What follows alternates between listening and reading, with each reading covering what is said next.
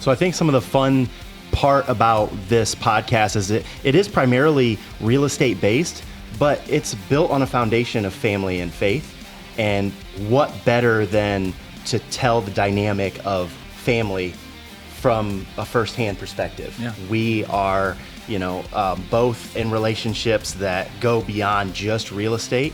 That's a portion of what we do, but we also have kids that are growing up and we're trying to figure out that dynamic. Anybody who says that they have it all together and know how to raise children is lying because it is a daily guessing game in a lot of ways. For sure.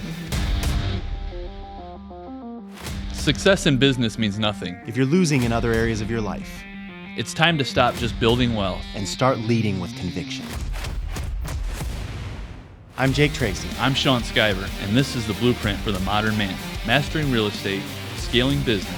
And honoring God and family through courageous stewardship. Let's get to work.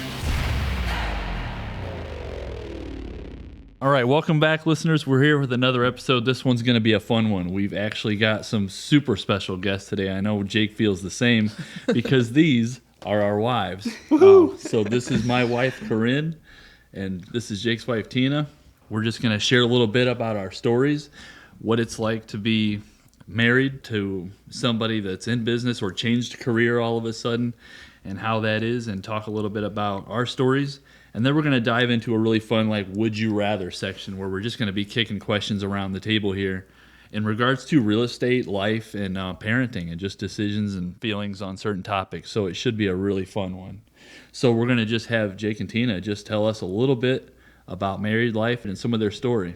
So I think some of the fun part about this podcast is it is primarily real estate based, but it's built on a foundation of family and faith.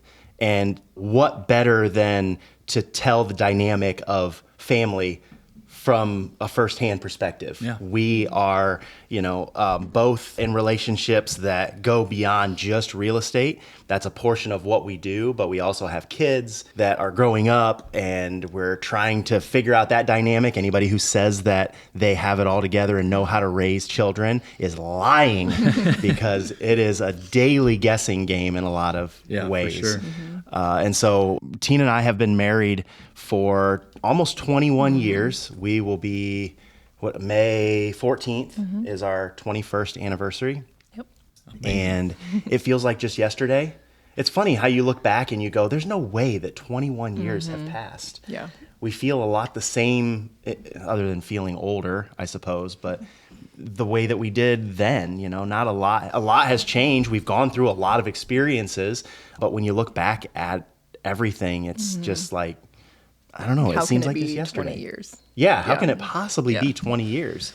It's weird. So do you want to kind of okay. I was going to throw it to her and say, this is how we met. We have different But we have stories. different stories on how we met. And she doesn't remember it correctly. And so I'm going to let her tell her story and then I'll correct it. So go ahead. Okay, I remember meeting at church youth group. It was Family Christian Center. And we had a mutual friend, and then he introduced us at a youth group service. Wrong. We actually Sounds met. very believable, though. It is. Thank you. And we had many occasions where we did connect at that youth group. So I'm 2 years older, just slightly under 2 years older than Tina is. So by the time we had met, what would we be 17 and 15, I think? Yeah. So I was getting pretty close to getting out of school. So I was kind of on the back end of our youth group, one of the older kids, I guess, and leading into kind of a leadership role in the youth. Regardless of all of that, we ended up actually meeting, the part that she doesn't remember, the parade that they have locally here for, what holiday is it? I always forget. Was it Labor Day? Labor Day. Oakwood? That's it. Yes. The Labor Day parade in Oakwood. And it's one that my family has been involved in or attended since I was a little kid. And so I was with that same friend that she remembers introducing us at church, and we were walking down the sidewalk, and her and another friend were coming the other direction. I didn't know who they were, but my friend knew who they were. And so we stopped and talked there for a short period of time, and it was basically just, this is my friend Jake, and this is Tina, and oh, hello, hey, how's it going? See ya.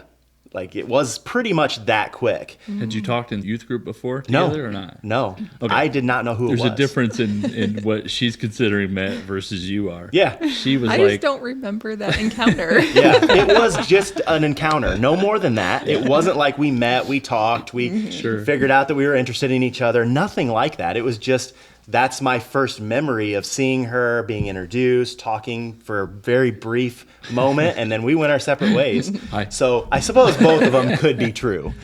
They probably are. Yeah. I mean, I get it though, because there's plenty of times where like I'll go meet someone and talk to them and be like, oh, it's so nice to meet you. And they'd be like, we met before. Yeah, Yeah. This is just the first real interaction that we've had. So like, I mean, Yeah. like, give it Tina credit on this Yes. one. That's probably more true. But I remember that first encounter. She does not. I was not that memorable, apparently. "Aw, Every time we tell this story, she's like, yeah, I don't remember you. I don't.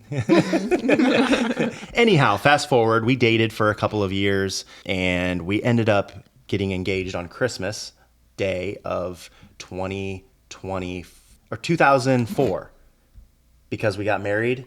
Yeah. We got engaged on Christmas Day of 2004. We got married May 14th of 2005 after dating for a couple of years. So when we got engaged, she turned 18 in August. We got engaged in December and then got married the following May. She was 18, I was 20.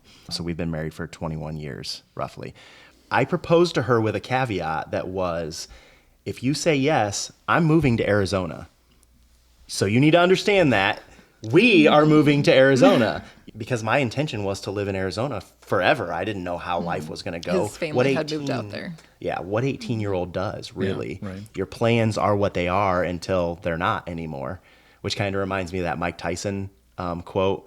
Everybody has a plan until they get punched in the face. Punched in the face. Yeah, and then it's like, who knows, which has happened to us throughout our marriage several times. yeah. We've gotten punched in the face, and we've had to pivot. Yeah.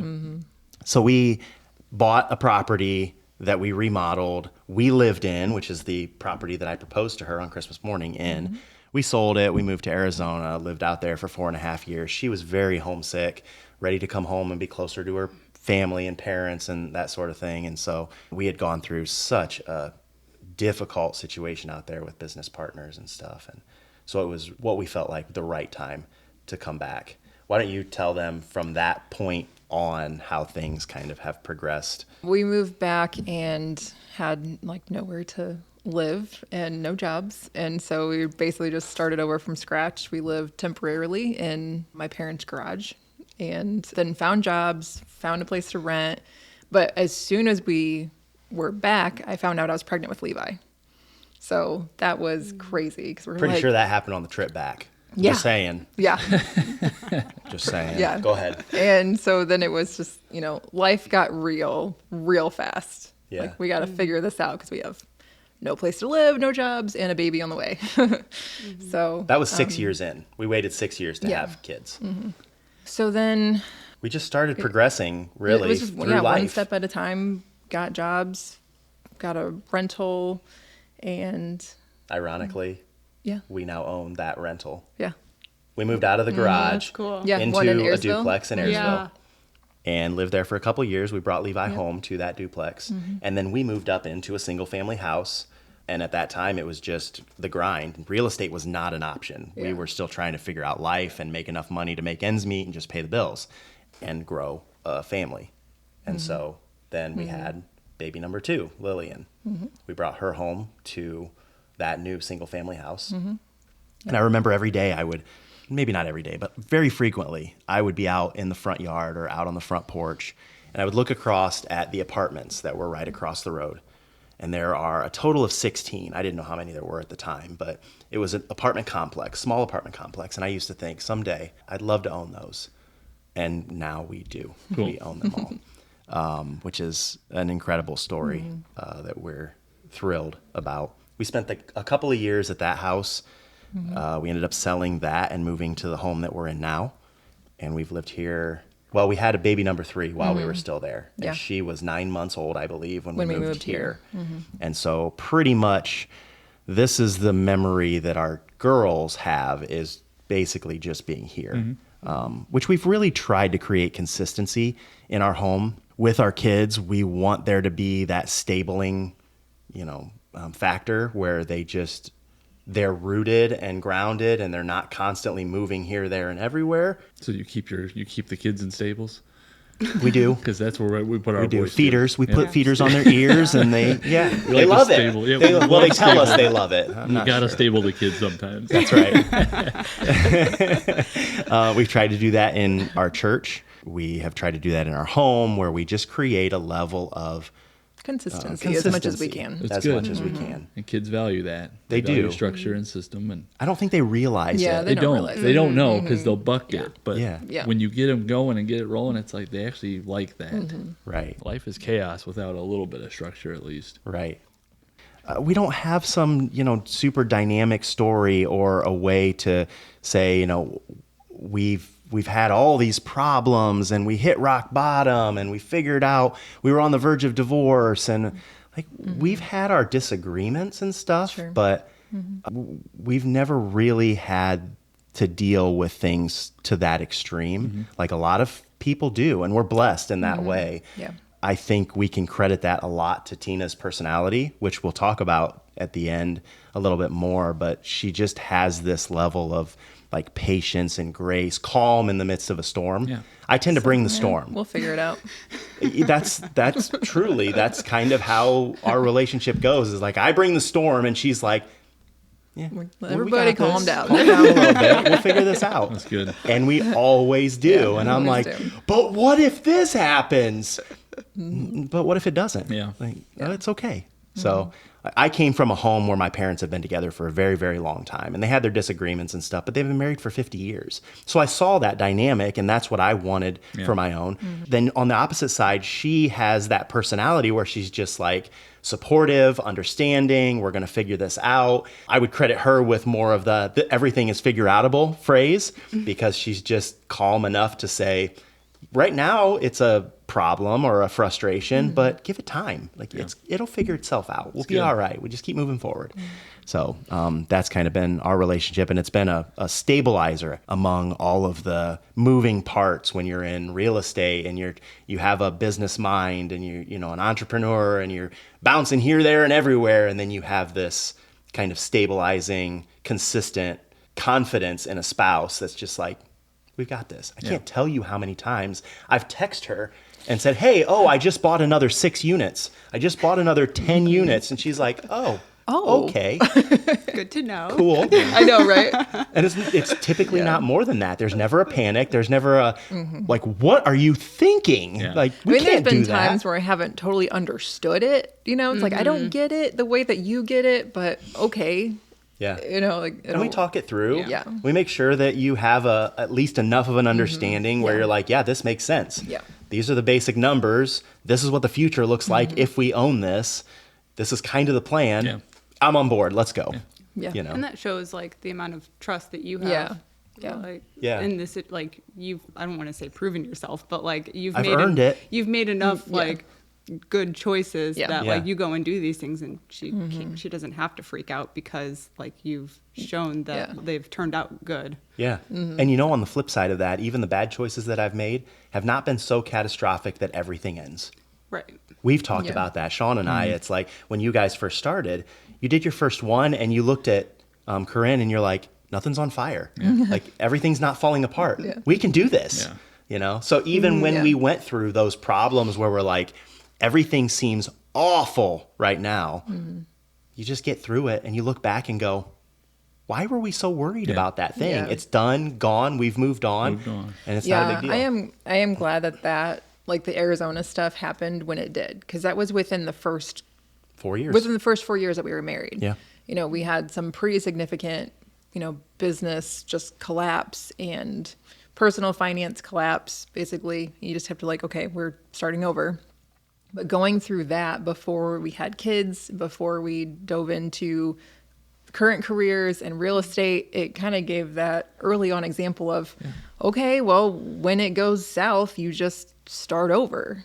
Figure it it shows out. you that it isn't. Yeah. Those Yeah. moments aren't there. They're not going to break you. They're there to Yeah. make you into what you need to be. Yeah. So it's really when that happened for us, we didn't have a whole lot to lose. I mean, we lost a lot, but it was like, it didn't feel like we were on the, brink of anything terrible. I don't know. Yeah. In my mind anyway, it was just like, okay, it's us.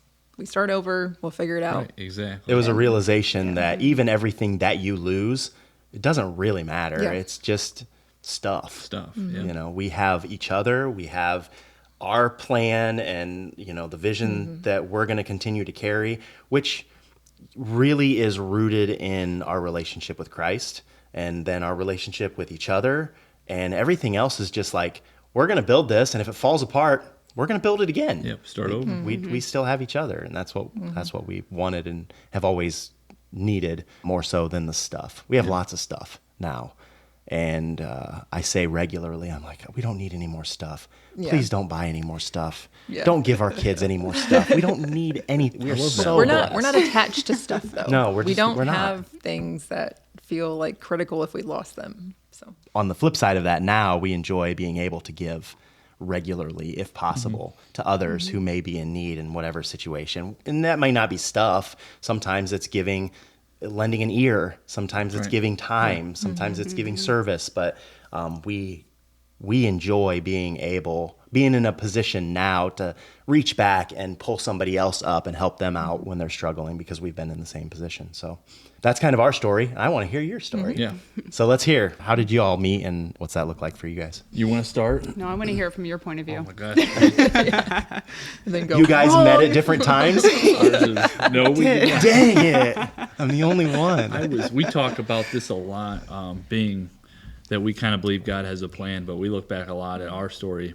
This is my second wife, so I was divorced, and the boys are her stepkids, but she definitely they're bonus considers children. Yeah. 2, Bonus. right? Yep. 2 boys. And she definitely considers them her own and loves them that way, and it's just been incredible. But we met, so we're going on 5 years at Bard, basically. We were working together.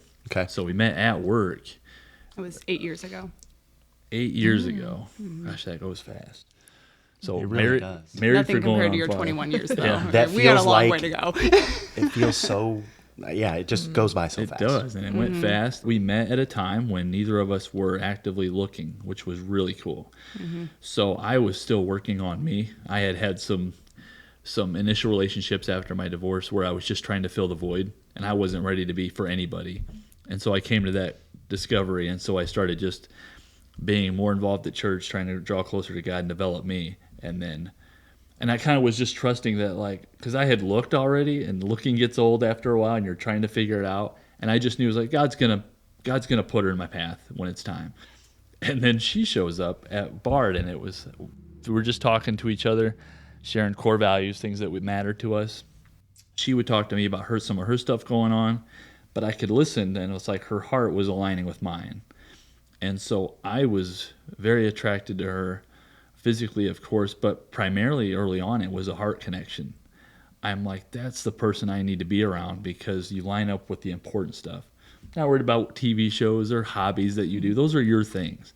But we've got to be aligned on children, faith, finances, the core things that really can drive division. And she was just speaking my language. And so we started there and got to know each other and just kind of got closer, and then went out. I think Cabin Fever was our first one. We went to Cabin Fever, and then afterwards we went to a cemetery and walked around. Yeah. No She way. loves cemetery walks. So That's cool. Yeah. We actually Yeah. enjoy the same a thing. lot of our Yeah. first dates Yeah. were walks in the cemetery. Yeah. There's Yeah. just A little something about morbid, but It's also surprisingly peaceful. it's peaceful, and Yeah. she always talks about it, and it does work. But we love walks because you're walking, you're engaged, you're not distracted, and you're thinking for some reason. When you sit on a couch, you can kind of slow down and just kind of unwind. When you're walking, our conversations have been a lot of fun on our walks. I have a working theory that when you're sitting, your brain functions differently compared to when you're actively moving. Oh, I and would when you're agree. actively moving, you've got stimulation going, and different conversation points come up that would never come up if you're just sitting and talking. Yeah. So next podcast, we're going to have like a walking podcast. There we go. Okay, so Lapels. just a row of We're gonna do treadmills, lapels again. and we'll just walk on the treadmills. In-place treadmills. Let's go. We need to get some love it. exercise I love going. it. We're going to make this happen. That's Like, hilarious. With the Okay. hydration straw.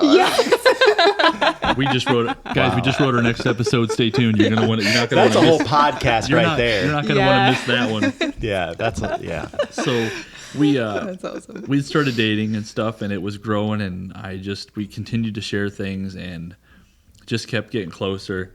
So we of course got married, and she's just been. I just want to get to where like the impact she's had in my life, because she's so close to God. It's crazy. And so I was very much in my journey in my walk, but it's been incredible having someone like her spiritually in the house for both my boys. She was the reason we have a small group at home. That's a family small group on Tuesday nights. So it's my wife and I and my 2 boys, and we just sit at the table. It's each person picks a topic, 2 verses, we share, we pray, and we're done. It's very short, but it gives everybody a chance to lead the group. And it's been incredible, and you do those enough, like we talked about the structure and stuff. They start asking why we haven't done it yet today on Tuesday, and then you go, Yeah. yep, you're right. It's Yeah. But it has been such an impact on the boys. It's so exciting to see like they're going through their own personal like struggles, pain points, and everything else, and then the Bible study gives them an opportunity to go to the Word and seek guidance and revelation and wisdom in like, what does the Bible say about my situation? Yeah. And like it's such a great like foundational trait to learn, to just like, okay, like I'm struggling with this, I'm leading Bible study today, well, I'm already going through this, why don't I see like how the Word applies to my It's an amazing situation? habit to have. It's so amazing. And there's been plenty of times where like they'll go through something and I'll be sitting back like, oh, I needed to hear that too. It just like I had no idea I had to hear it, but like thank you for the message. It is cool when those happen. Yeah. That's cool. The group just kind of speaks to you, and it was their study material. And then Brett, I remember one of his early ones, he was big on Skillet, the band Skillet. And we gave him that freedom to come up with his own group. Well, he had actually pulled a song from Skillet called Anchor, and there's scripture about letting him be your. And Brett ran this Bible study on Skillet. That song, played that song, and then explained the verses from scripture of that song. And it was really, really cool. Yeah. We're just blessed in so many ways because our story's a little different, and these can get messy. The step parenting, the co-parenting, these roles, but we have such an outstanding system with their mom and even her boyfriend. Like we all parent together collectively well, and it's just you can see God in it, and if you can't, then you're blind, because being able to talk, work together, communicate, work back and forth with the boys, and just all have the same heart for these kids and to communicate the way we get to, it's incredible. Yeah, I've seen that firsthand when you and I are working on some other project and you have to take a call right away, and it's their mom, your ex, and you guys are still able to have a close conversation about the boy or whatever it is that is happening at that particular time, and you come to a resolution collectively. You handle this, I'll handle this. This is how we can agree to move forward, and you get off the phone. And I just think there's a lot of families that are splintered and don't have that dynamic where parents are I thank agreeable. her, I honor her, I send her text sometimes. I just appreciate you as the co-parent, as their mom, because it's incredible the mom she is. It is really amazing. Yeah. Just to have that dynamic. And it makes it a lot easier for me too, stepping into that. Like I don't have to walk on eggshells every single time like she comes into the picture. It's like, and I'm so thankful for like really the foundation that you laid on that, because Took a minute. Yeah. Oh, I'm sure. I'm sure. I came in after the fact, like, oh, you already did all the work. Here I come. Thank you. Yeah. But I had cousins who came from a split family, and I've heard all sorts of stories that they went through, and I'm just thank God that I'm sitting in the position I'm in now, that I don't have to deal with those things, that our boys don't have to deal with those things. So Yeah, that's awesome. We started dating, and what I loved was and even we still don't today, is don't take each other too seriously. Don't put all the pressure on yourself. It's okay to be weird. Like, you would come over to our house and spend an evening with us and watch us have some of these weird moments and go, how does she have the position she does at her job? And how is, and then how is this other clown running a business? That's how you do some of the things we do. And it's just, but it's fun, letting the guard down a little bit. I think part of that is because like when we first met each other, neither of us were in a position to date. So like we didn't take each other seriously from the beginning. Mm-hmm. Like we weren't trying to like puff our feathers and show off and be like, hey, there's no agenda at that point. Yeah. So like we were able to just be real with each other without an ulterior agenda or motive. Yeah. And because of that, like it's just continued to carry on. Yeah. That's a great point, because we were able to connect from a core value and a heart standpoint, be friends, just be absolute, just friends. And then it was like, okay, sorry, I'm falling in love with you now. And then it worked. She settled, and I get the privilege of sitting here with this beautiful angel that God entrusted to me, and I just can't describe it. When I wake up each day going, I can't believe I have all I have and how God provides, she's number one. Like, she's number two after God, but she's one at the top of my list of like, man, I have more than I need because I don't deserve it, but yeah. It's good. And she's an incredible woman to be married to, because there's, like you guys were talking about, there's a level of trust and honor and respect in my household that I know is there because of my relationship with Christ and my following his leadership first. But it really is just nice to have at the house when we are making big decisions. She goes, I trust you. Yeah. Even to the point where if it's the right call for the business, she'll put herself in uncomfortable situations to go through it because she understands this is right and I trust you. And it's like, wow. So it's good. And I also call them out sometimes. So. Oh yeah. She's saved me. We'll talk about that later too. But yeah, she has saved us, redirected us, and has. Truth and grace comes to mind when we talk to each other, and she gives me that guidance sometimes and that love. But it's good. Yeah, it's good. Yeah. That's cool. I do want to back up a little bit and fill in a couple of pieces of my side of the story. Okay. Like when we first met and everything. So when I first started working at Bard and I got to know like the engineering team, there were two people that I was like, they have fortunate looking faces. Like, this is nice. Like, maybe I should get to know them. Nice. So I got to know each one of them, and like one person, he was very charming, but I could tell very quickly that he had ulterior motives and he was more self-centered. I feel like I can read people pretty well, and it's like I kind of got the vibe of like, he's not here for my sake. He's here for his own personal agenda.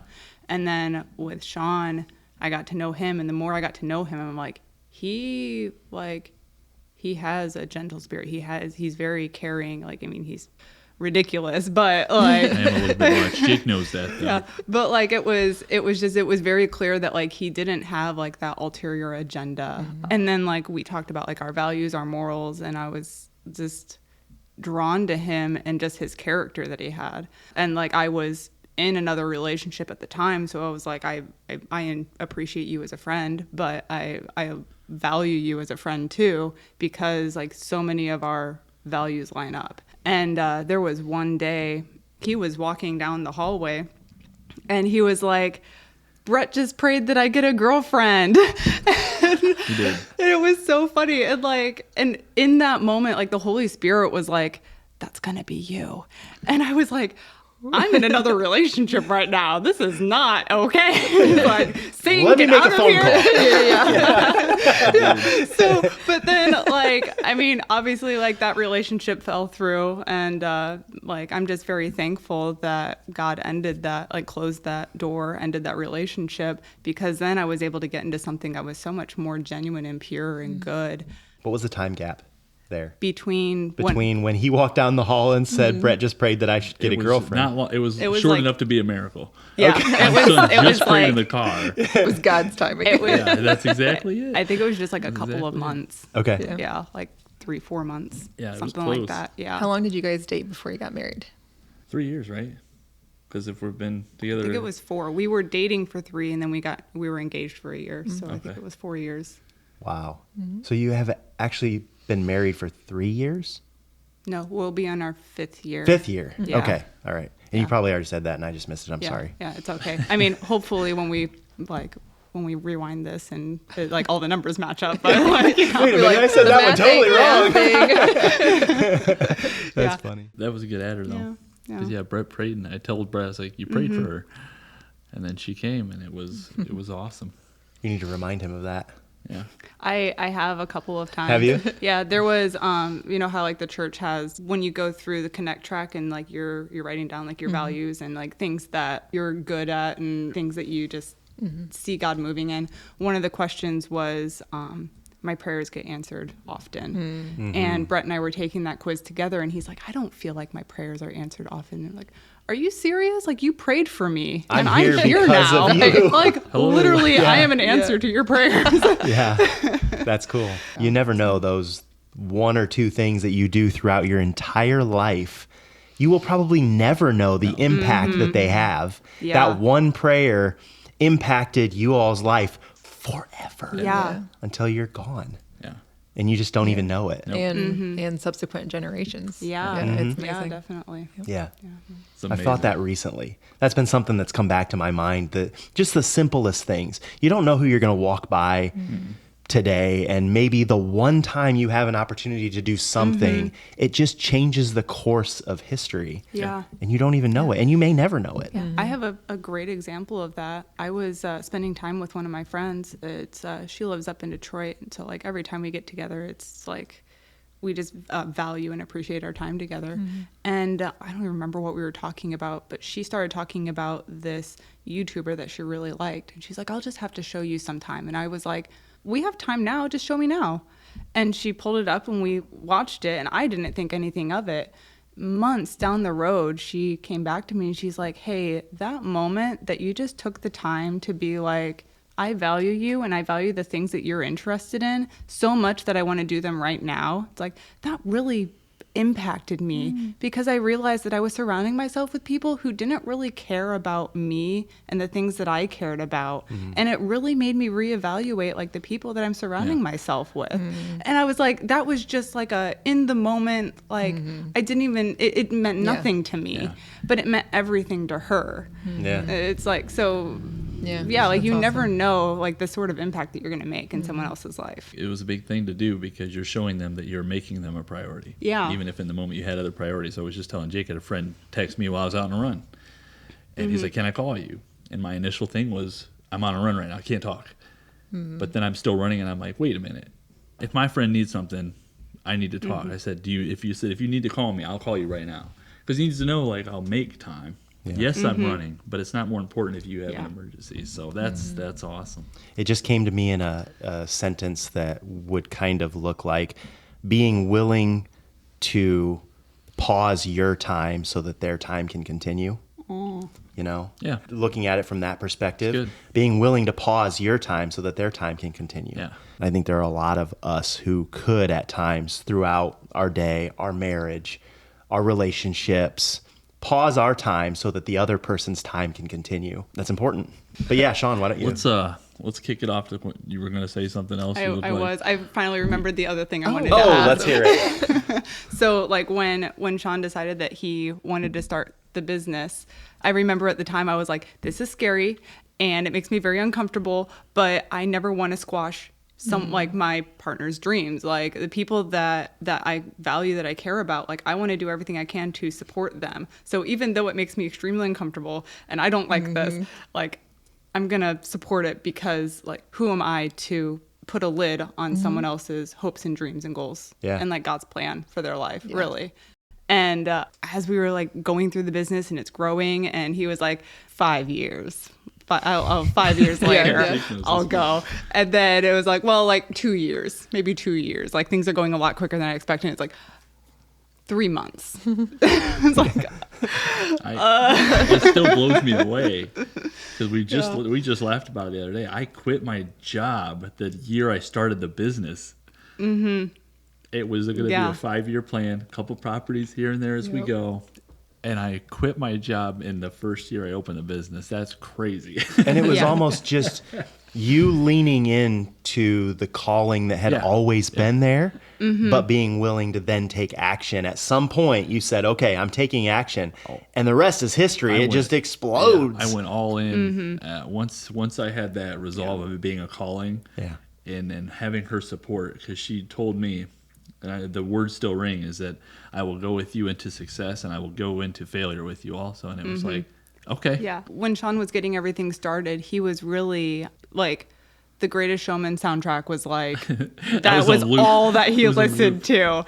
And like, we all love the songs there, so we're all okay with it. But there was one song in particular, like every time it played, I'm like, that song's for me. This song is my part in this whole thing. And it was Walking a Tightrope.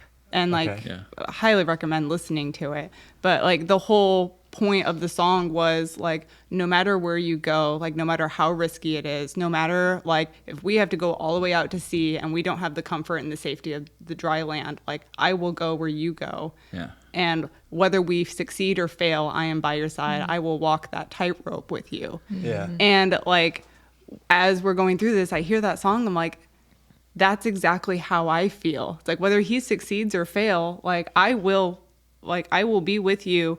If this completely crashes and burns, like I am by your side. I will fail with you. That's good. It's good to know that. We'll have to talk more after the podcast. Yeah, but then like also like when he actually quit his job, I was like, okay, like this is very uncomfortable, and I have to reframe this in a way that I can like deal with this. And like we would joke around all the time, like you're the breadwinner now. It's like I'm the breadwinner. Like yes. So like now it's kind of like a joke of like I'm the breadwinner now. It's like yeah, but like we'll see how long that lasts. Yeah, I'm Right. I'm going to build this thing. Yeah. Right. Yeah, we had similar timing when Jake was ready to leave his job. My job at that point was looking kind of shaky because there was like this merger happening, and I was like, just let me see what my job ends up looking like, and then you can walk away from yours. But the more that we walked through, it was like, no, it's just got to happen now. And so it was like, okay, Yeah. just it'll work out. Do it. Yep. I tend to be the one that overanalyzes the situation and like, we're not ready yet. No, we're not ready yet. Which is weird because it's It kind completely of depends on the thing. Yeah, it depends on the Yeah. situation. Because I'm like, I'll go buy that thing. Heck yeah. Like, I don't even Yeah. have to think about it. I ran the numbers. They look good. Let's go. Yep. But Yeah. then when it comes to, maybe it's just because it was situation dependent, I guess, Yeah. in that if I quit my position where I'm at and then something happens with her, we're both at this point making 6-figure incomes, and we're losing half of that now and then half of it in a few months potentially. Yeah. Like, that's scary. It is. But like you had a process that you were following, so it took the did. emotion out of it. Like in those points where like you're not going through analysis paralysis because like you already have a system and a process in place. Yeah. But like quitting your job to depend on this completely, like that's not part of a process. Yeah. Yeah. That's heavy. There's emotion in that. Yeah, for sure. And I had almost 40 doors when I quit. I think I quit at 11. But I was still scared to death at 40 because we weren't taking any income off of the business at all. And so I'm looking at the business going, we're not making any money. Yeah. So I can't take anything from this. So I'm going to quit a 100,000 plus job and not be making any income off of this. Little did I know that when you look at the numbers for real, you're actually making money. It's just there. It's there. It's It's there. just you're not looking at it the same way. We just leave it in the business too. But Yeah. it's good. We joke about it, but she's paying for my expensive hobby. Yes. And now she's not at her career Yeah, any so you wanna longer walk away either. as well. We're gonna get Walk there. away and We're gonna get there. and makes no money in her current hobby, Yeah, it's great. which is awesome. We love it. Highly recommend making no money. But we've had that We're conversation doing that on now. several occasions where, she felt the same way. Like, I have been the breadwinner for all of these number of years, or, have contributed a portion of our income. And now I'm stepping back to not really in regard to the income side of things, very much contributing Totally. in More a than ever. ton The of other way areas. is just not financially. and but yeah, is a that weird thing biweekly to- paycheck is yeah. not coming in like Yeah. it was. And so we just have to look at it a different way. Yeah. But we've leaned into it, and the Lord has blessed it. If there's one thing that I've learned watching my family, my parents, and the way that they led and the way that I grew up, it was we lived by faith. period. There's no, well, we're going to go work another job and I'm already making a ton of money. And it's like, my parents were in ministry. That's what they did. We were on the missions field. So we believed God to provide all of our needs, period. End of discussion. And he did every single time. So now I can look at that and go, well, if he did it for them, he can do it for me. I don't have to be so worried about every little thing because the Lord's going to take care of our situation. If we're faithful, we're doing our best to honor him in everything we do. We are living the stewardship that he's called us to live. As long as we're taking those steps and continue to move forward, he's going to honor that and we'll be taken care of. For sure. That's helped us to recognize that as long as we're moving forward consistently, hopefully strategically sometimes, sometimes it's just like, let's just keep moving and the Lord will, he'll show us what it is that we're supposed to do next. Yeah. And then other times we know exactly the next step and what it's supposed to look like. That's just good. Ebbs and flows. Speaking of next steps, let's go. Let's ask some questions. We wanted to do kind of a would you rather where we talk a little bit about like some fun questions that you can answer. Would you rather this or would you rather that? Yeah. And they don't all pertain to real estate. They don't all pertain to relationships. Some of them are just fun questions. We're going to be kind of all over the place on these, but it's going to make for fun conversation. So we'll probably just ask it. Everybody can have a chance to just respond and answer and then share a little bit. Let's go. Let's do number one. Is everybody ready? Ready. Ready. I need all Ready. eyes right here. All eyes right here. Everybody ready? Ready. This looks like this is a ready group of people right here. I'm excited. This is a real estate question. Would you rather have a tenant who never pays on time but keeps the place spotless, or have a tenant that pays early but is calling you constantly with little issues and repairs? For me, I would rather have the tenant that never pays on time but keeps the place spotless, as long as, for me, it's within the 30 days of the month. Yeah.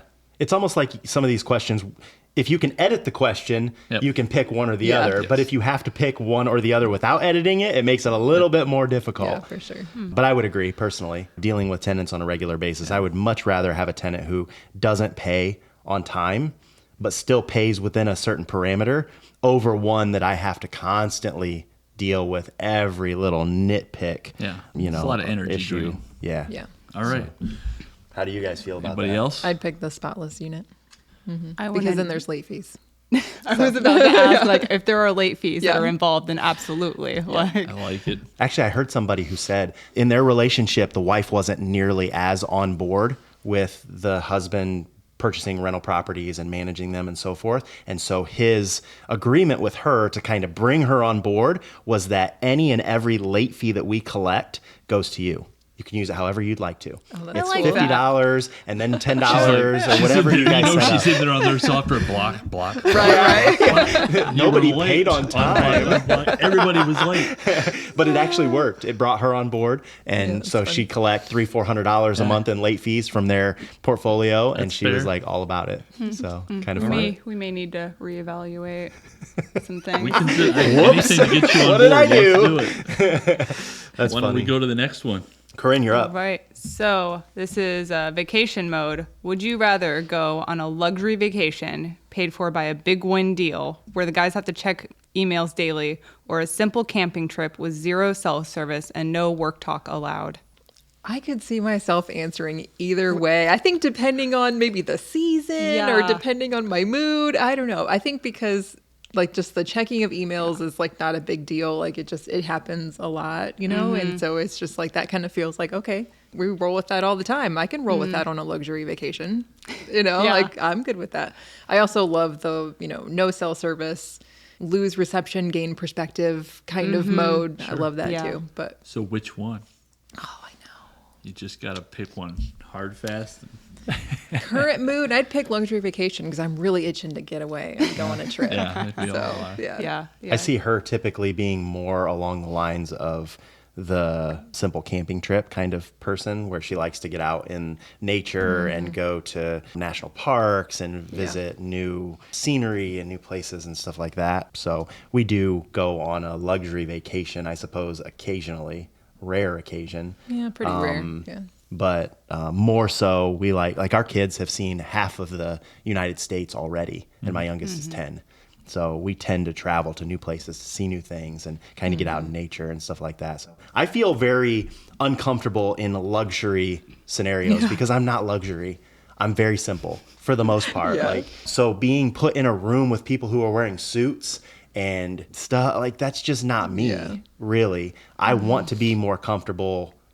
And so for me, I think the simple camping trip with no cell, but I'm not a camper either. Yeah, not a camper. So Yeah. it's kind of that middle ground where we need to change the question a little bit. It depends. Oh, pick one. Which is it? Simple camp? Oh, simple camping trip Perfect. for me. Simple camping Yeah, trip. zero cell. Yeah.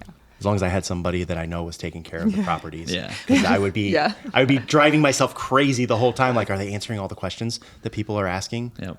The tenant's okay? Did somebody break a window? Are they locked out of their apartment? Yeah. There would be just like a constant, badgering in my ear. Sure. I think for me, the season I'm in right now, simple camping trip, 100%. And I think more often than not, I would choose that because like we're going and going and going and going, and having that time to just completely disconnect and relax and just get away from it is like a mental reset, and like it spurs the creativity that I need in order to solve a problem or like work towards a resolution somewhere else. Like a luxury vacation, I would absolutely love that, but in order for like my mental health, I think a simple camping trip would be better. It's good. What do you think? I'll take luxury, and I like working. So when we've been to Myrtle Beach, I don't mind sitting, being on my laptop for a few minutes, checking on some stuff, moving some stuff around. I just enjoy it. Yeah. And so then when I can close that laptop and we go out and do stuff on the vacation, I'm more relaxed when we go out and do things. So for me, luxury vacation. Yeah. And like we've had plenty of vacations like that, and I love them. They're great, and like I don't mind take a little bit of time, work on this, and then like being able to look out and see like a nice beach out there. Yeah. It's very Yes. nice. For me, sometimes work and doing some of those is relaxing. Yeah. See, so that doesn't when it's really on fire, strike but- me as luxury vacation. I suppose it is, I guess. You go to Hawaii and you sit Yeah, on the right, beach in on a the beach. hotel. That is a All-inclusive relaxing resort, vacation. Yeah. When I think luxury, I guess I was thinking of it wrong. Like, I'm surrounded by people who are like the Nope, not tippy top necessarily. of society. And Just that's an not. all-inclusive resort, something, a beach. That would be cool. Just be comfortable. Have your laptop in the room there or something Yeah. you can peek at, and then Okay. go about your day. I might That's what change. I would do. I might change now because like Yeah, when you that makes are sense. like the pockets that you would have to be like looking at emails and answering calls and stuff like they're like small little pockets here and there. Yeah. And like you do have, I mean, like at least in our experience, like we'll have moments where we can completely disconnect and spend quality time together. Yep. So I might change my mind. I Yeah. might go for that luxury trip. Because even big issues, Yeah. you can only do so much for, and you can't get it done that day anyways. Yeah. Like I was going to a Cleveland Browns game with a friend, and I'm driving to Cleveland to see my friend to go to this Browns game, and I got a call that my unit was on fire, and it was like, well, I'm going to Cleveland. Is everybody okay? Like I can't fix it. So There's nothing I can do. yeah, you just go on and you come back and you make sure everything's taken care of and get things fixed up. But all right.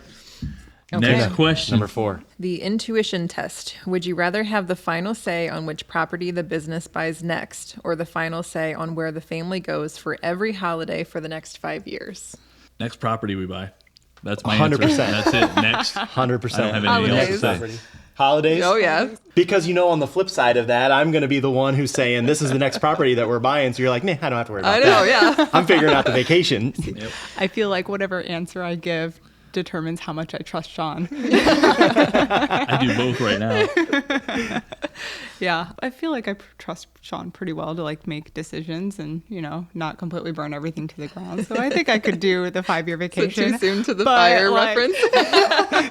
Not at all. I was over that on like week Yeah, one. but there are times where he's like, "I'm gonna do this," and I'm like, maybe think about this.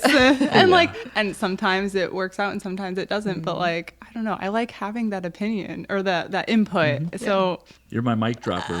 When you say something or just provide input, it always is good input. It's value add. Yeah. You're not just talking just to talk and right. And You know. I like to be involved in the very thing that we're trying to foster and grow. Can we which do is it? it? Can we do Which- it together? Nope, which is it? Vacation or property?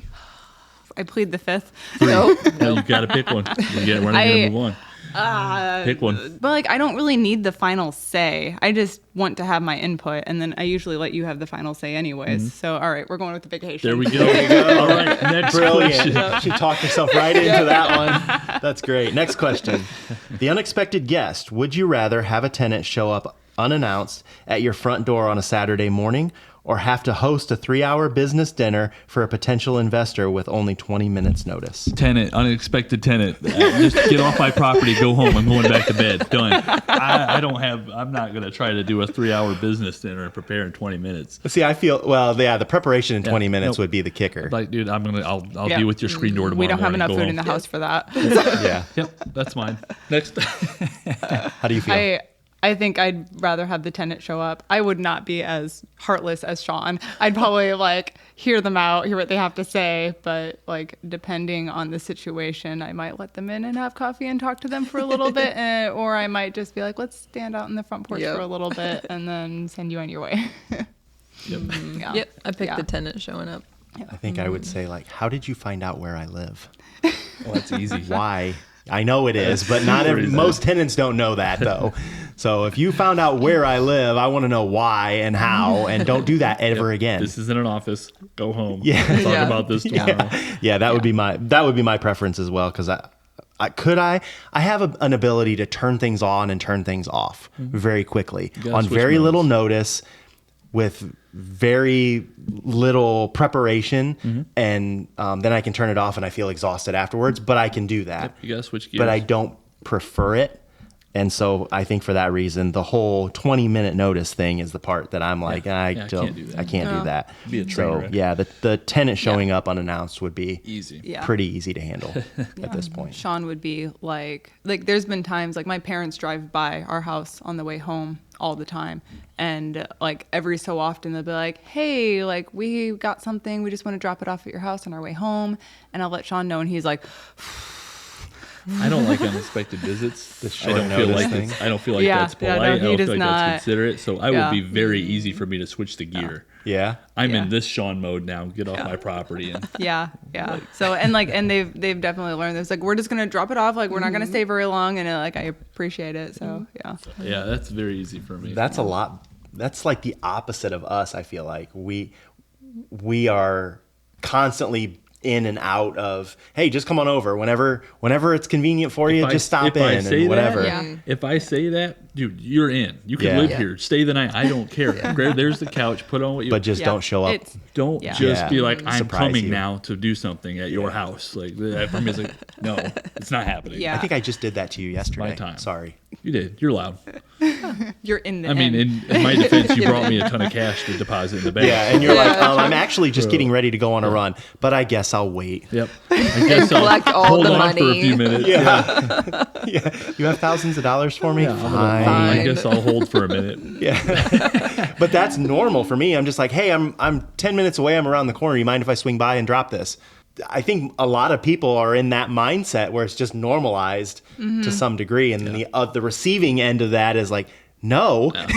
I'm not prepared for you. It's not okay. Let's do this another time. And you're moving. So I know yours is going to be, you're here, bam, I'll see you later. Yeah. And then on to the next thing. I would have been completely fine yesterday with you opening the door, me handing the envelopes and leaving, which didn't actually happen quite that way, but that's...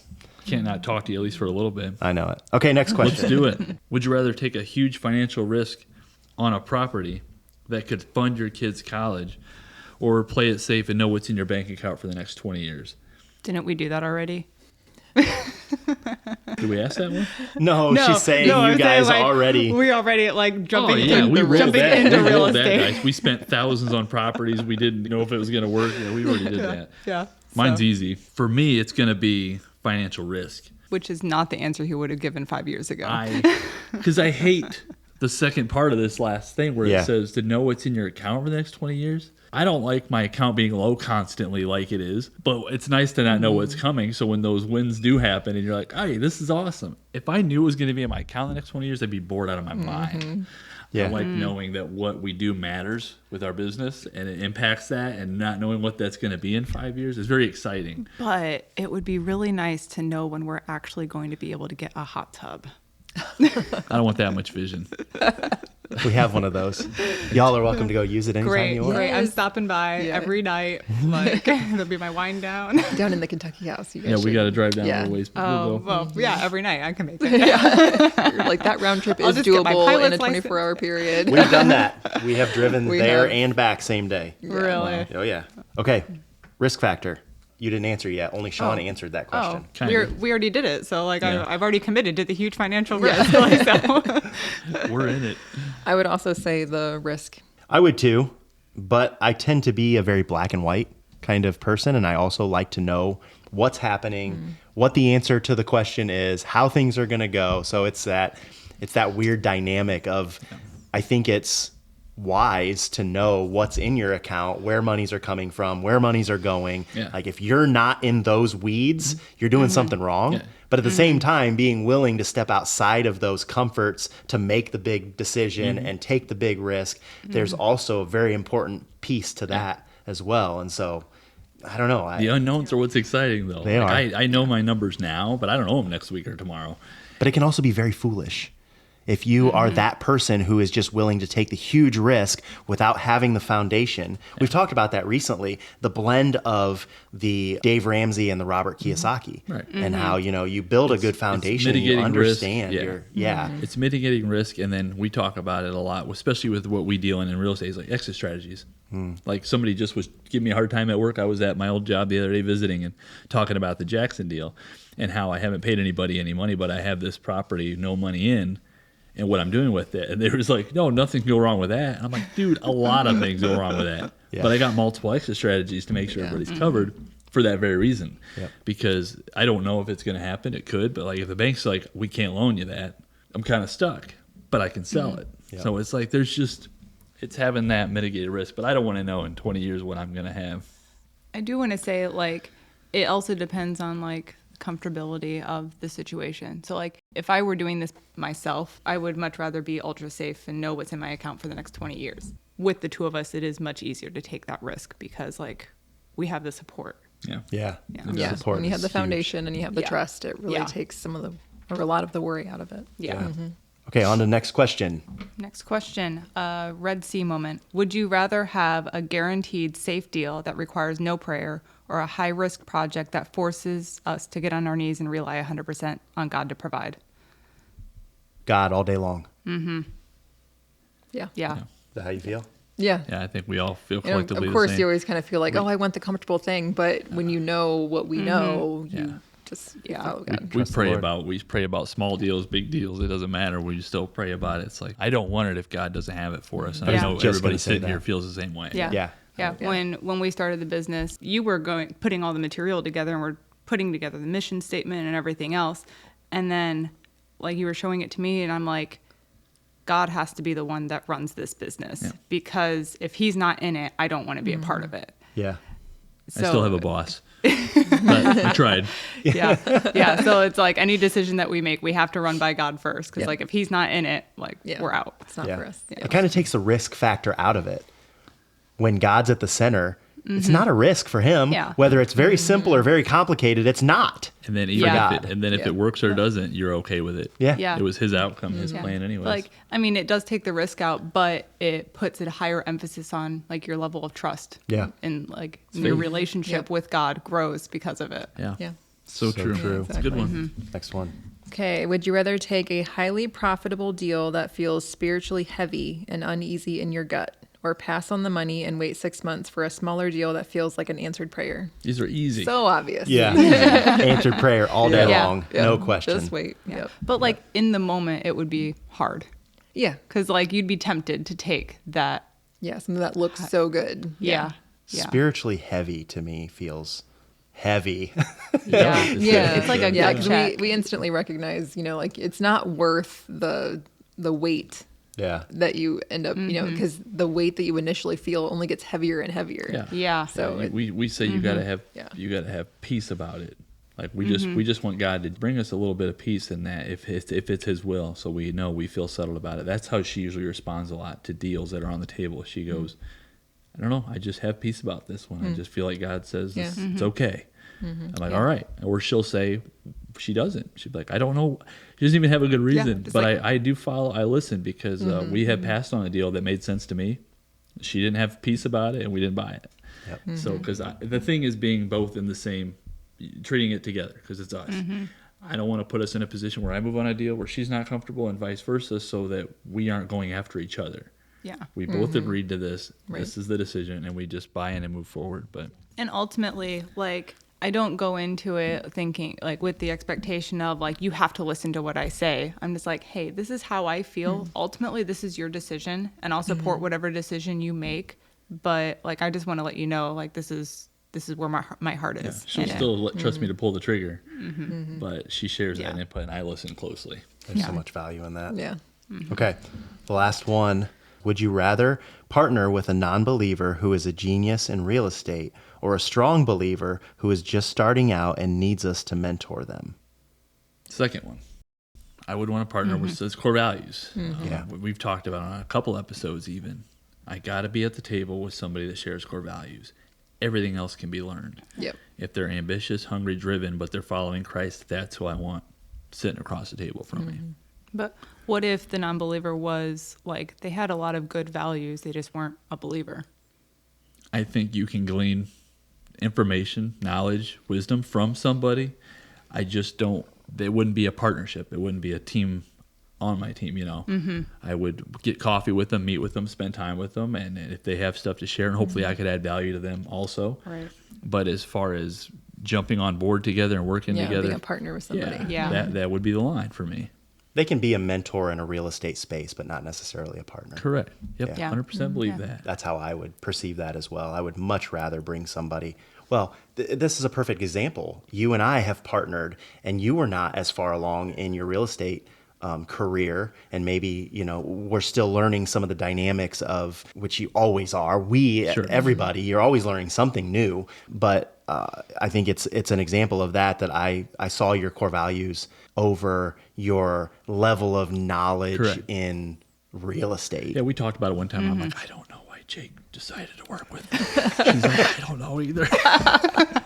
Because like you are farther along, and you have potential to really have somebody alongside you that's operating at a higher level than I am and was when we started talking. But it is good to know where that's stemming from, because that's how I feel. That's so much more valuable to me than somebody who knows everything about the real estate space. I can go find that anywhere. Yep. I'll look it up on AI. It's on the internet. Yeah. I don't need I don't need that. Partnerships are different than the mentorship for sure. Normally I ask this next question, but Sean's going to ask it today because. We're going to do the questions. So Yes. This one's at the end of every episode. We love asking this one. What would you say your spouse's superpower is? Okay, so Jake's superpower is having the big picture view. I don't have that naturally. I struggle with that. I get into the details and thinking about all the little things. I just kind of live in that little detail world. So then he'll come up with this idea, and I'm going, how does that really work? And he can see it Yep. much more, clearly than I can. But I come around eventually. I don't even notice it. I just, Yeah. for some reason, I can see how it's all going to play out in my head. Yeah. I see the end result Right. before we've even started, kind of, and I can just kind of like put it all into a series of steps. Like, this is going to happen, and then we need to do this, and then we can go do this, and by the end, this is what it's going to look Correct. like. Yeah, and those are hard. I don't know. Those ideas are hardest to sell sometimes because there's nothing really on the front. Yeah. You're going, why? This doesn't really make. No, it does. Give this 5 years. This is gonna make a lot of sense. We're all gonna be laughing. Yeah. And but it's hard to sell those. But that's Yeah. cool. So My spouse's superpower. My grandma was always the person that was the calm in the storm. Everybody called her Grandma Faye. And she was very able to not let anything rattle her. And that's Tina, without a doubt. Now, I preface that by saying internally, she lets a lot of things rattle her. Yeah. But she doesn't really project it. She stays good. Composed. like composed That's awesome. and supportive. And it's really good. I got to stop. Somehow when he hit 40, he starts crying. he's emotional. We get that way. On to you You guys. did great. You did great. You want to go first? Or you want me to go first? Sure. So your superpower is your ability to just throw something together and then throw it out into the world and not care. Like I'm very good this, at that. just like I mean, we talked about it before. Like, you can put together a dumpster fire and throw it out into the world, and everybody just like completely like bash it, and you're just like, oh, I did it. I'll figure it out. At least I did it. It's so true. Yeah. I'm a walking dumpster fire, but it worked. I will do it. It will get better. And like, It's and so like, good. I love his mantra of like, at least I did it. And the Yeah. next time it's going to be better. And the next time it's going to be better. And like, I'm very like, I'm a perfectionist. I'm very detail oriented, and I struggle with analysis paralysis. And like, I remember like the first time he decided he was going to make a YouTube video, he was like, it took you like what, 10 minutes to do it? Yeah. And he went and edited it really quick, and he was like, put it together, I'm gonna post it. And I was like, okay, before you post that, like, you literally like, today you decided you were gonna do it and you're already gonna post Yeah. it. Like, why don't you wait a day or two, watch the video, and like tweak it a little bit? It's like, too late, it's already posted. Yeah, I think it was so funny. She was telling me, giving me that good input. And I'm like, hold on, slow down. I'm literally over on the bed listening. She's talking, and I'm like, Yeah. and then she's still finishing her thought. And I'm like, it's done. Because I published it in the bedroom while she was talking to me about how did he slow down.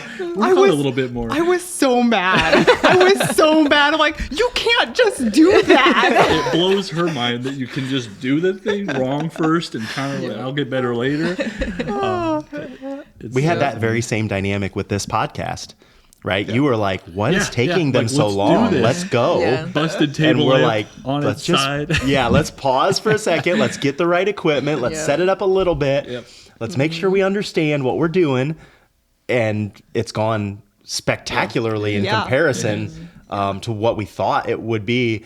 And we tried to do a podcast where it was just you and I yeah. at your house, My house. with a lamp. Lamp. We took the shade off. Set her on its side. We pointed used a at her. cell phone.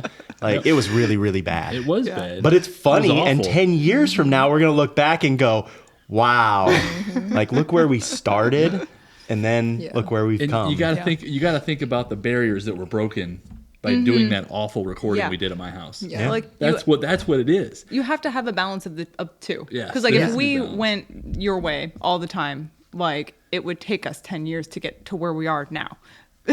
But like, if we went my way, we would still be waiting 10 years from now. Yeah, So- there needs to be balance. That's an a great incredible point. Yeah, that's But you got to get the barriers down. So I knew if I got a video Mm-hmm. online and let people do whatever they were going to do and not worry about it, I was going to feel better about the next one, and the next one, and Yeah. the next one, and get more comfortable. But Mm-hmm. that's Yeah. so funny. Yeah, we just laughed about that. She was like, that's really true. Yeah, the whole perfectionist thing really hits home. As I've been saying recently, I'm a perfectionist in recovery. No, I'm I a like recovery. that. I'm a recovering Recovering perfectionist. That's so I good. love Because that. it used to control me a lot more than it does now. You know what, I I'm- feel like I've grown in that, but it's still a little bit of that battle. I think you have pushed me to push her, where you're like, it's okay. We'll get Yeah. better. And so then I go to her and I'm like, just post it. Just get it out there. You don't have to worry about every little Yeah. detail. We're not posting it because I would- of these little things. I would spend 8 hours editing one episode and get to the end and go, okay, now I need to watch the whole thing again Yeah. so I can do my next round. And he's like, no, he's like, it's good, it's fine, just be done. We're our own worst critics. I think I need to start being a recovering perfectionist starting today. It's kind of freeing. I mean, it's a little scary, but it's very freeing. It's I very will say. freeing. Yeah. It's very freeing, and it's everything's figure outable. Yep. yeah. You get a I lot go more back done. and I get some Yeah. input, and I had people comment on the videos, but you know what was so great about getting the comments on the early videos? It showed me what I need to improve. Mm-hmm. I didn't know anything about posting on social media at all, but when people are like, your lighting's a little off, okay, I need to learn lighting. Or why is your sound quality not good? It sounds like what am I doing wrong with my sound? Well, look, Yeah. I needed people to tell me what are the missing parts. It was much easier to refine a system when I put the system out there for it to be criticized. Right. As And long like, as you're willing to listen to it. when you're a perfectionist, you want to do all the things yourself. But like, if you're just a trash can on fire, then you welcome all of the feedback because Bring this it is how on. I'm going to learn. Yeah. You get people put hate and they put nonsense on there. There's usually some underlying truth to what they're saying. Yeah. And so you got to go mind that part of it. Go like, oh man, no, he didn't need to say all that about it, but that part there, he's probably right. That probably isn't great audio or whatever it was they Sure. said. Don't take yourself too seriously, maybe. Yeah. Don't Yeah. take yourself too seriously. Yeah. Sean, you're the one who hasn't gone yet. So my wife's superpower is she's incredibly beautiful. So the other one I had wrote down here. Okay. We're all just sitting here silently like, wait, there's got to be more. I was soaking it in. I've seen a lot of this, even especially in the business and stuff, and our relationship in general, but just discernment. Mm-hmm. She's got the incredible ability to just look at something that maybe I'm in and am doing okay or doing well, but could do better, and she can just go, I see this, and then she says it, and I think, and I go, oh, yeah, no, you're right. She's done it at least a couple times on big decisions. I've told the story before about one of our first business deals. I was going to do it. I was going to pull the trigger. I was excited, but it had serious foundation issues. So it was going to take time, sit for nothing, be paying for it, not be cash flowing at all. And it was just, I'm sitting there, I'm like, I'm ready, let's do this. This is such a good deal. And she just looks at me and she goes, is this the one you want to be your first one? And it was like the brakes were slammed on, and I was like, well, no. I just needed somebody to say that. Yeah. Is this the one you want to be your first? No, I want something that's decent shape, that's got somebody in it, that's running and cash flowing. But I didn't have that because I had shiny objects. So her discernment comes in on those points. And I know one time I had talked about selling a deal, and she's like, no, we keep it. I was like, yeah, that one, we probably should keep that one. We got it for a great price. So it was like we could buy it right away and sell it.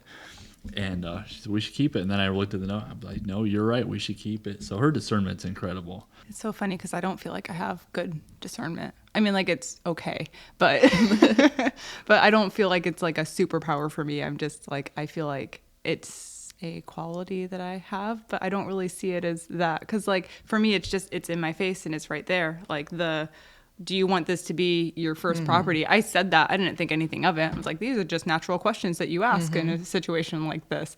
But, like, for him, it was like, wow, I didn't even think about that. And I'm like, why wouldn't you think about that? I was like, buy this thing. Let's fix it. Let's do it. Yeah. And that's when it's the best mix, because it's not a lot of work for you. Right. And it helps in that situation. Yeah, it's very intuitive for me to the point where I don't even recognize it as a valuable superpower. But it is. It just creates like a it's next awesome. level of clarity for you. Yeah. That simple question or comment is just like, oh, I hadn't even thought about it from that angle. When she asked me that, you're almost mad at yourself for like not even. That was a dumb question, but it's like, no, that is the right question to ask, and it was a pivot for me. But that runs so much deeper than just business, because it's with helping raise the boys, my parenting. There are moments where she can just let me know in different ways, which are great. I would just run over something I've already said with the boys over and over again. I'll pivot a little bit, give a little extra input, and then I'll come right back. And I'll come right back. And we're still sitting there having the same conversation about the same thing. She's just looked at me and been like, that you're good. Move on. The boys heard you. I don't and so I don't catch it because I'm in it. So I tend to run over the same thing. And obviously I'm not going to like call him out in front of the boys. Like, hey, like, we're done. Right. So like we talked about it like behind the scenes, and I was like, okay, like, how do you want me to like what's our interact code with here? you? Yes, Yeah. exactly. So then it just became like, I would just come over and just like, hey, like, it's kind enough. of a Like, nonverbal cue. Yeah. You're good. They got it. And I'm like, Yep. oh, I'm doing it again, aren't I? It's just, that's why Yeah. I just value it Yeah. so much.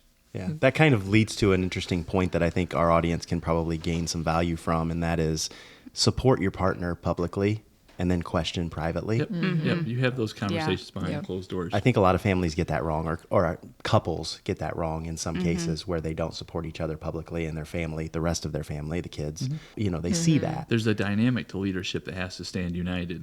And if the kids see division in the parenting, it creates chaos in the house. That doesn't necessarily mean that things can't get called into question publicly. We can have conversation around some subject that we don't necessarily agree on, or maybe we have different views on, or I would go this direction and maybe you would go that direction. But there is still a very important piece to that, where you keep it civil for one thing, but then also support your spouse publicly, and then maybe have a conversation privately to correct anything that may have gone wrong. Totally And agree. We've had that several times. Usually I'm the one making the mistake, and Tina's like, we'll talk about that later. She doesn't say that, but we do just talk about it later. And she's like, you really probably could have handled that a little bit differently. And here's what I think. And I'm like, yeah, you're right.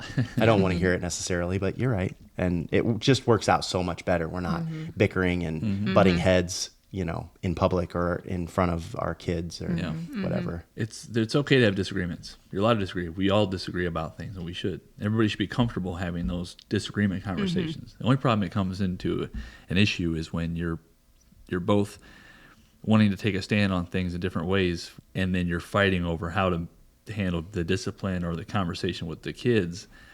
And then there's division on that front. Like, it doesn't have to be on the same page on everything, but that should kind of be established, agreed upon, and supported by both parents in those moments when they arise. But disagreements are healthy.